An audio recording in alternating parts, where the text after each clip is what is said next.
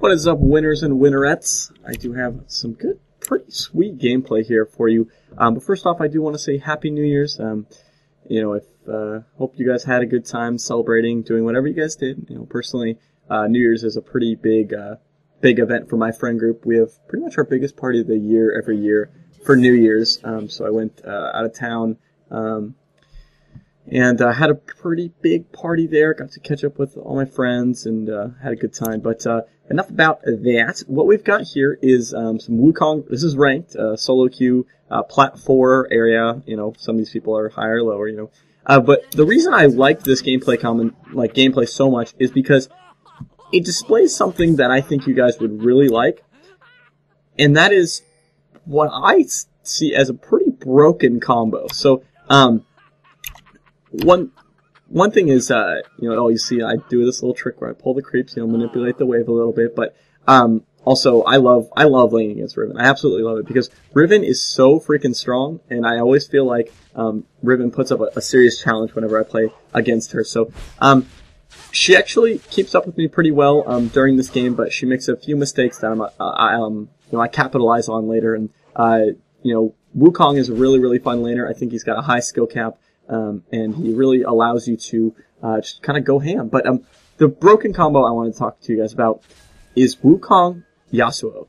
I don't know if it's Yasuo. I don't really know how to pronounce the name exactly, but the reason it's so broken, and also this Riven made a pretty big mistake here. I actually probably could have gotten a little bit more here if I didn't scoot up and I just followed her down, and then if I didn't cancel that second auto attack, but it wouldn't have killed her. So. Yasuo's ult can only be used if a target is knocked up. And then he knocks any airborne targets in the air. He keeps them keeps them in the air for an extra second. Who has a huge AoE ultimate that knocks up? Wukong. Later in this game, I wasn't sure exactly how well we'd be able to coordinate it since it is solo queue. But boy, do we pull it off. Oh my gosh, we get some sick combos going off, and it really wins us the game. And then if you throw that in with the fact that we have a Fiddlesticks who we don't really take advantage of as much, but really we just kind of blow them up with the Wukong Yasuo ultimate combo. Plus, if Wukong gets himself a Black Cleaver, which isn't really in the build path for Yasuo, it shreds their armor while they're getting beat on by Yasuo. Because I'm pretty sure Yasuo's ult only hits one target, but it keeps him up in the air for an extra second. So what this does is it allows Wukong to hit the full duration of his ultimate, which, again, if you guys don't know, Wukong has a 4.8 total AD ratio over the length of time on his ultimate. So with a ton of AD and being able to hit all 4 seconds of it, that's absolutely ridiculous. So you guys will see that later on. So I'm going to talk about that a little less here and get more into what I'm doing here to kind of defend against Riven here. So we've got Fiddlesticks coming in for the gank. I actually E'd into her stun, which was really unfortunate, and then my Q, for some reason, hit that creep. So 2 huge mistakes from me really made sure that we didn't get that kill there. So that wasn't Fiddlesticks' fault, except for he does do 2 things that are really dumb here. 1, he took the Cam. 2, he throws a Dark Wind up here when I'm trying to freeze the wave. So at this point, I'm like, well, I just don't want to miss any creeps, so I decided to E the creep wave and just kind of save a little bit of time here. So I was kind of disappointed that he did that, but I really didn't want to miss out on 4 creeps just when I was trying to freeze the wave, because I'm already not CSing that well, so I want to make sure that I can keep my CS up. The sad part is I freeze the wave a few times this game, but since I'm missing so many easy creeps, which is something you guys should learn to do better as well, if you really want a big tip to help yourself, learn to make sure you never miss the free creeps. But I freeze the wave a few times, and I still don't create a very large advantage on Riven, which is really sad. And I missed the cannon minion there, so that's 2 cannon minions in a row that I missed. It's a pretty hefty amount of gold there, but luckily I did get the XP for both of them. So Riven's gonna go all in on me here, and so once she's used her combo, I can just keep chasing, and I'm able to pretty much trade her and make sure that we kind of even out there, because you definitely don't want to play passive, but a lot of the time, when you're facing Riven, if you fight her necessarily, if you just go in and fight, she's going to shield most of the damage. But if she shields into gap close, and then you're able to time your counter attack when her shield is down, you can actually get a pretty good amount of damage. So I know I have my ultimate here, so I really wanted to go in on her, and she kind of had the same idea. So she used some skills off on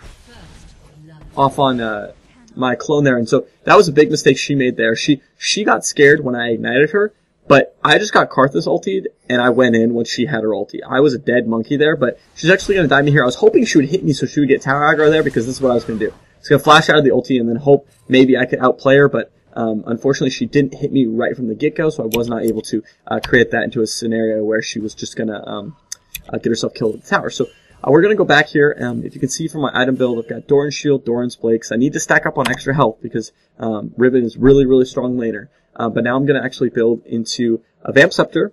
I considered a Brutalizer, but I decided later that I really need to be able to... what I learned is if I all-in Riven and I can kill her, then I'm going to be able to... then that's good. But if I don't kill her in the all-in, she's going to be able to sustain back because she actually rushed a Vamp Scepter. So she'll be able to create that sort of advantage on me. So I do have lots of wards here. So this is when I first really like the Yasuo combo really hits me. Unfortunately, Rammus did see me, so I clone in here. We go up on the Karthus.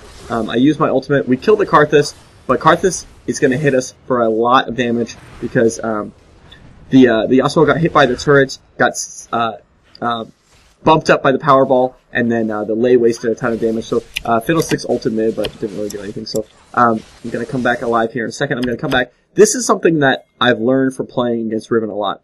Even though Chain Vest really isn't in my core build, this Chain Vest is going to help so much against this Riven that it's really worth getting. So you'll also notice I actually forget to buy boots until really, really late. I don't really recommend that. I definitely should have gotten at least tier 1 boots. Maybe built a Ninja Tabi. I end up getting Merc Treads later because I don't need the Tabi come late game. Because it's really, I don't have any MR on this page that I'm running, the rune page. I'm running cooldown reduction. It starts me off with 11% cooldown reduction. It's pretty sweet. But yeah, this Chain Vest is going to help me so much. I actually freeze this lane for quite a while here, and then you're going to see the power of Wukong here. So I have my Ignite up. I don't have my Flash up, but I have my ultimate. I have, I'm level 8 and he's level 8, so I'm really just going to wait. I want to wait until this shield goes down. It's gone down. This is when I'm going to go in. I've shred her armor with my Q. I E'd onto her, and now I'm just going to ult and follow her. She's going to flash away. My E is going to be up here in about a second. I'm going to hit her with a Q and E, and then auto, but nope, I don't have to because the Ignite kills her. So Wukong has an incredibly strong all-in once he has 6. He gets even stronger once he hits 11. His ultimate gets such a huge damage increase. Some ultimates only increase by 100 damage or so, or maybe 200 damage when you level them up. Wukong's ultimate increases by 100 damage per second, and it's a 4-second ultimate, so it increases by 400 damage per level. It's absolutely ridiculous because it goes from having, look at this, 20 plus 145, which 145 is I believe a 1.2 ratio on my total AD. It goes from 20 plus 145 to 120 plus whatever my total AD times 1.2 is. So it gets a huge boost there. And so it looks like I actually decided to go for the Brutalizer. Yeah, so I go for the Brutalizer first here because I saw that I could all in and get some serious damage. What I'm going to learn here in a second is that if I don't kill her with the all in, she's going to sustain pretty well. So that's why I decided to go for the Hydra later on. Brutalizer is core absolutely on Wukong because the cooldown reduction and the armor pen and the AD is super good, but really it's all about that armor shred that you're going to get from the Black Cleaver. So again, you'll see here, I waited, I tried my best to wait until that shield was going to drop, and then that's when I wanted to go in. I don't want to give her a free damage shield. I want to make sure that she's wasting her shield, and then I'm going to use my skills on her. This is something that you learn from playing a lot of games against Riven and really basically getting your ass kicked over and over. So, do I think of Wukong as a counter to Riven? Not really. I don't think Riven really has that many counters. I think she's just a really solid laner. But I also think Wukong is a really solid laner who I think can contribute to team fights a lot better if you have that AoE kind of fight or if you have a pick comp. Also, I know Rammus is here. I'm trying my best to see if I can maybe outplay. She actually gets the stun off on me, which is going to allow Rammus to taunt. So at this point, I'm pretty much done. But I turn around, I use the ultimate, hoping that maybe I'll be able to get a pick off here. I flash, dodge the Riven ultimate, but Rammus has got so much tanky stats here, and so for some reason I go back on this Riven.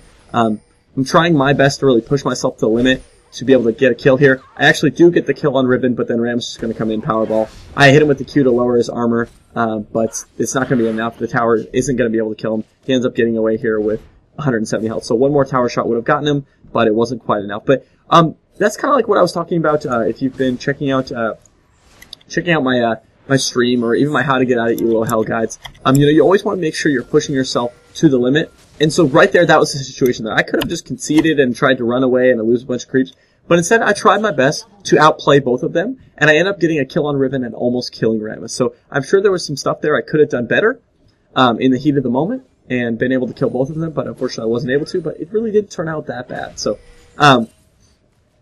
yeah, so you can see I get the Vamp Scepter here because I've I decided that if I can't all in and kill Riven, then I need to be able to get some lifesteal back. Plus, oh man, that Karthus ulti hits so hard. I end up getting a Negatron Cloak later because I actually end up getting a ton of gold, and I get myself, I think I get a Guardian Angel after I finish my Black Cleaver and my Hydra. That's another thing a lot of people were wondering, do you want to get a Hydra or do you want to get a Bloodthirster on Wukong? It really comes down to preference. Bloodthirster gives you more raw AD for your AD ratios, which she has in total probably the highest AD ratios in the game for all the skills. But the Bloodthirster, Hydra does give you more AoE wave clear, so you can E in, auto attack Hydra Q, and they'll easily clear any wave. As well as it gives you a little bit of extra AoE just in general for team fights, and while you get a sacrifice of 25 AD from the Bloodthirster, so it really it can go both ways for sure. So right here, I'm just going to push this last wave in, and then I'm going to see what I can do to kind of help out my team. Again, I'm missing a lot of easy creeps, which I really shouldn't be, but that just comes with a little bit more practice and really paying attention to it. So also, I got that Snowman ward. That's up. That's what's up. I love that Snowman ward. So yeah. So also, if you guys haven't checked out the live stream games, also, I can't believe I shouldn't have got hit by that. This most classic move I'll pull on Wukong. Also, look at that. Boom. The combo, I don't even we almost got the Karthus there. I didn't even need to have that good, a good setup there, and I was still able to get a pretty cool combo off of Yasuo. But I'm so used to playing Wukong that if I was paying more attention there, I definitely could have decoyed that Powerball and then potentially gotten him to taunt the clone, but that's something I really like to do if I'm playing against Ashe or Kate. I don't think I worked on Caitlyn. I've never done on Caitlyn at all, I don't think. But either way, if I'm playing against Ashe and she arrows, you can drop your decoy so you only get slowed instead of stunned, which can really save you sometimes. So I get the Tiamat here, which is going to allow me to build into the Hydra later. I believe I get the Hydra and the Black Cleaver in one run. If I had a choice on which one I was going to build, I'll probably just do the Hydra first just because 600 gold and it's a pretty solid upgrade. However, if I could build either just Black Cleaver or Hydra, obviously I'm going to build the Black Cleaver because it's a lot more gold and it's going to show a huge power upgrade. So I can't remember where the first real big... Oh, I think the first real big team fight is going to come in here pretty soon, and you're going to see the power of this ultimate. I'm going to play it once in normal speed, so you'll see here. So I get a nice thing, and then I realized I could flash ulti, and look at this.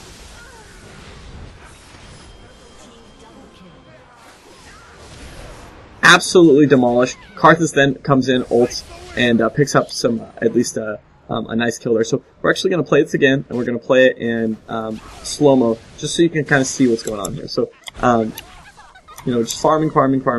What happens here is I get a gap closer on Thresh with my E, and then I see the four of them, and I see that I have my flash up. So I decoy in to see if I can cover myself some ground, which Thresh doesn't notice really. So he flays the Lulu. I use the Q on him, which I probably shouldn't use the Q on him, but it didn't really matter here. I see that they're all grouped up here, so I flash ulti. I actually don't end up hitting the Riven, but I'm going to hit 3 of them, which, see, I could have ulted a little better there and maybe hit the Karthus too, and it might have been able to kill the Karthus before he was able to Zhonya's, which would have meant less damage on my team, but either way, it was still a pretty cool combo, and also props on the Lulu for hitting me with that ultimate. What I should have done there, I should have actually probably went on the Riven since they were pretty much guaranteed to get that Karthus, so it's nice going over those team fights. So, but yeah, so you can see how freaking powerful that combo is there. So I end up actually dying because I didn't have any magic resist, but I do end up getting myself a Negatron Cloak, and at this point, this is when I realized, hey, I don't have any boots. So, now you can see that with that chain vest I bought early to kind of just deal with Riven, I'm going to be building that into a Guardian Angel, which is going to allow me to dive hardcore in. If I get popped, I'll be able to come in, maybe have my my W up or my E up or something like that. With Oracles being gone, Wukong has gotten a lot stronger, which is nice. So we're going to see another combo here. I go in, I get the ult off on Sivir and Thresh, which is going to keep them knocked out for a little bit. It's going to make sure that both of them die. My ult is still running, so I'm going to do a little extra damage. He actually Zonia's my Q, which is going to allow him to do a lot of damage. There we go. See, that's what I was talking about. I powerballed the Rammus. I cloned against the powerball from Rammus, which allowed me not to get the little mini stun there. Looks like the Shurelya's replacement item was activated. We try and go in on the Rammus, but we were not able to get him, so we're just going to kind of trade tank here and be able to get this tower pretty soon here. So, yeah, so what I was saying before, if you guys are enjoying this video, be sure to check out the videos I posted from my stream. If you didn't catch up the stream, it was for the 10,000 subscriber giveaway. I've got like 5 videos I uploaded from it, which I uploaded them pretty quick, so I definitely understand if I'm not going to get as many views on them. As plus, a lot of people don't like watching just like replays from live streams. A lot of people don't like live gameplays in general. But I know some of you guys do, so I've got like a Rengar game up there, I've got a Xin Zhao gameplay up there. I have a Sub Wars game up, which is actually really, really cool. I think you guys should check that out. I did some solo commentating over a 5v5 game that I'm not playing in, which is actually really, really exhausting. Like, I thought maybe I'd be able to do it easy with the experience I have from just doing these commentaries, but it's a little bit different because, you don't really know what's gonna happen, so you need to always be prepared, to just kind of start, ripping information out and helping out the viewers understand what's going on and with the play-by-play and all that. So we're going to go for Baron here in a second. I don't believe we have a pink ward, but it's going to be pretty easy because they're just we have the area warded up, so we are going to at least know if they're coming. I believe we called out that we're just going to turn on them if they do come. Thresh comes, he gets knocked up, Yasuo uses the ultimate, then we just kill him with the old QE. I back off a little bit there because I didn't want to walk into the Karthus ulti, but then at that point it didn't really matter. So I wanted to get this blue. I don't believe I do it because Ryman accidentally. Yasuo ends up getting it. Sivir gets caught out pretty easy there. So that's really going to end up giving up their inhibitor for sure. So we're just going to kind of push these creeps. And then we kind of realized that the creeps were way back into our base. So I call out that we should go get this tower. And so we just kind of peel around to go kill this tower since there are creeps there. So sorry about that lag. Probably just goes fast forwarding. This is a mistake by me. I should have kept with my team, but I wanted to push this out. So I'm actually going to get pinned off here a little bit. So I try my best to use my W to create some distance here. So I can get to my team because our team is an AoE-based team comp. This is where I just kind of mechanically flub. So I flashed away, and then I ulted. I thought I was going to get over the wall, and I didn't really take a second to see if I actually was going to get over the wall. I didn't get over the wall, so I ended up kind of looking like a fool. I decoyed to try and see if Thresh would turn around. He does turn around, so I auto-attack, use the Q, use the Hydra, and then I'm just going to keep kind of kiting him here a little bit. He's going to use the Death Sentence on me, which is actually going to pull me a little bit closer, which isn't too bad because it buys me enough time to get my combo. That was a mistake by me there. I should have waited for the exhaust to burn down before I used my skills, but it didn't really matter because Caitlyn was there to get the extra damage off on him. Right here, I kind of found out, oh, well, we can kite this Rammus backwards, but Karthus is coming, so I was a little scared, and then I was like, well, maybe we'll be able to kill Karthus. But notice I only have 60 mana, so I need to wait here a second. I did ping her to go to the other side, so if he was going to get one of us, he could get just one of us. And then I realized I have just enough mana for the combo.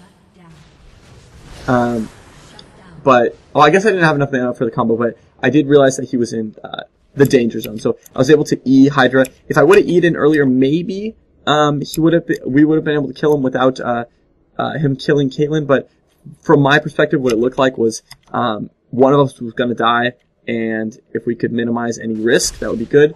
But right there, maybe if I would have pushed myself like I was telling you guys about, we would have been able to kill Karthus without either of us dying. So you'll see here, I bought my Guardian Angel, I bought the Merc Treads, I have a fully completed Hydra and Black Cleaver. I also have Baron buff, red Elixir, blue buff, which is going to give me 320 AD. So I'm like so freaking strong. I think I posted in chat something like, I am the Monkey God right now instead of the Monkey King.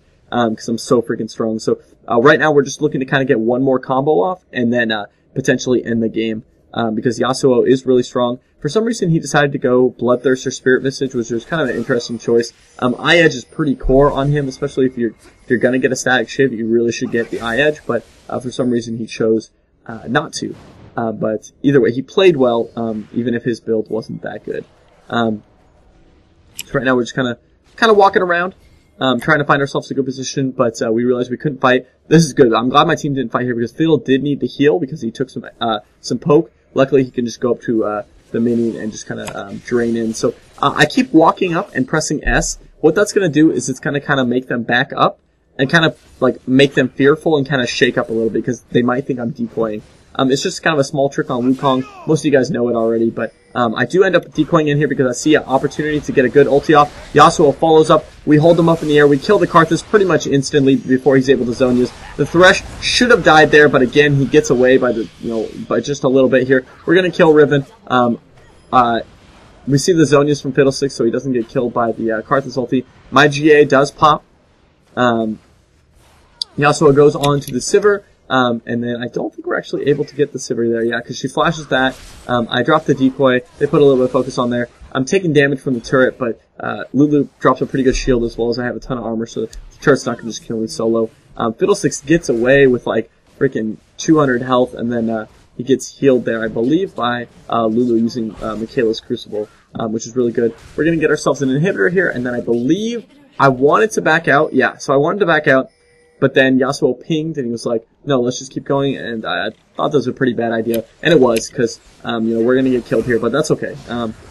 People make mistakes and you always want to kind of make sure that you're staying with your team, even if you don't believe it's the best choice. But, it really wasn't the best choice. So, Yasuo's gonna die here, rest in peace. But that's not really going to be able to bring them back in the game. With the amount of pressure we put on them with the gold lead we have, even if they're going to go get Dragon here, we're still up by 6,000 gold, and our team comp is just flat out better. So I think I wanted to farm here a little bit. No, I just put a ward over this wall here because I wanted to get ready for Baron, which I believe was at 3108 or 3118 maybe. So we wanted to be ready for when that came up. It might be 3018. Or yes, I'm pretty sure it's 3118. So right now we're just kind of scooting around, not really doing anything, seeing kind of scanning the situation. We almost catch Karthus here, but he does back. They have a ward on Baron. Baron's gonna be up here in a second, so Fiddlesticks does ping it and say, head toward Baron. I was like, alright. And so we get on top of it. This is one of my favorite things. When you get on top of Baron right as it spawns and then you just start doing it. That's good teamwork there. And so we're going to be able to clear this Baron pretty fast. The call is made that if they do come, we're going to turn on them. So we get Baron. We're getting Baron down pretty fast here because we do have Yasuo, who has massive crit strike. So I decide to go in. I get off another really just dirty ultimate, and at this point I don't think they can even stand a win just because they're not team fighting well. They're getting AoE knocked up. I pretty much laughed there because I thought I was going to get killed, and then I realized I had a bunch of magic resistance. There! Oh my freaking gosh, I nearly crapped myself. I dropped to 41 health if you saw there. Lulu hits me with Michaela's Crucible. I'm going to use my my lifesteal to heal up here a little bit off the wolves. It's going to bring me to pretty much 800 HP. But that Sivir boomerang scared me so much. I could have probably dodged it, but I didn't. And so it ended up bringing me down to the danger zone, but I'm pretty sure we actually do end it here because we do get the ace. So if you guys enjoyed this video, I would really appreciate it if you guys hit that like button, maybe leave me some comments. You guys should try this combo out, either in a duo queue or maybe just try and communicate. If you see someone playing Yasuo or you see someone playing Wukong, pick the counterpart, see if you can get it to work. I hope you guys enjoy my videos, and I really appreciate all the support. Happy New Year's, and as always guys, stay classy and keep winning.